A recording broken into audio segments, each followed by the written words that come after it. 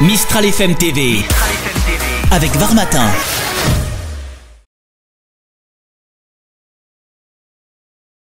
Longe-Côte, c'est une marche dans l'eau, mais une marche active, très physique.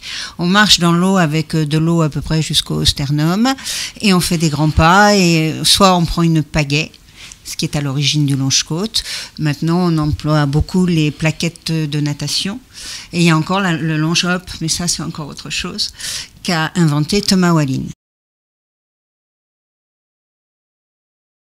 Absolument, de Brédune. Thomas Wallin, là-bas, était entraîné en aviron. Et il a voulu perfectionner un petit peu, au départ, sur le point de vue cardio, il a mis ses gars dans l'eau, avec la pagaie, en laissant l'aviron sur la plage. Et c'était une façon de un petit peu transpirer autrement. Donc, il a trouvé que ça leur faisait beaucoup de bien et que ça devait devenir un sport. Alors moi, si vous voulez, pour reprendre un petit peu l'historique de mon arrivée au Longe-Côte, donc je fais partie, comme Annie, des pionnières de ce club. Au lendemain d'une opération des deux jambes, avec un moral assez bas, très copine avec Odile Wallin, donc la sœur de Thomas, qui me dit viens rééduquer tes jambes dans l'eau. J'ai dit ça consiste en quoi? Là c'est la marche aquatique, tu verras. J'ai testé depuis quelques mois et j'ai déposé les statuts en préfecture et le club va se créer. Je l'ai suivi et puis j'ai trouvé l'activité vraiment formidable en complément de mon activité de rameuse.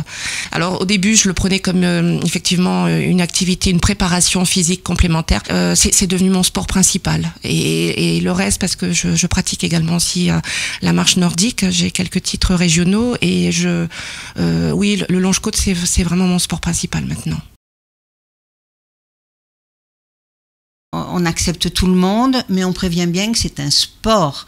Parce que, vous savez, au début, les maris ne venaient pas. Nous étions une majorité de femmes, et les maris disaient la promenade de mémé dans l'eau comme sport, il y a mieux. Et puis, petit peu, les femmes ont amené leur mari, et ils ont été estomaqués. Le mien, le premier, qui aujourd'hui est le président du club. J'avais dit à mes amis au Longe-Côte, moi, le jour où mon mari viendra, les poules auront des dents.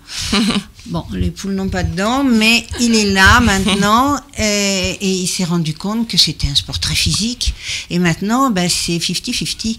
Il y a 50% d'hommes pour 50% de femmes. C'est extraordinaire.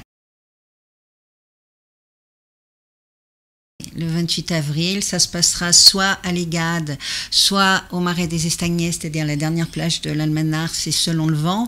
C'est tous les clubs de Méditerranée qui se présentent. Donc ça représente à peu près 300 longeurs qui viennent se qualifier en sélectif régional. C'est énorme, c'est vraiment un très gros sélectif. C'est l'étape obligatoire pour participer au championnat de France, qui aura lieu donc en Occitanie le 30 juin à Port-Barcarès, le 5e championnat de France de Longe-Côte.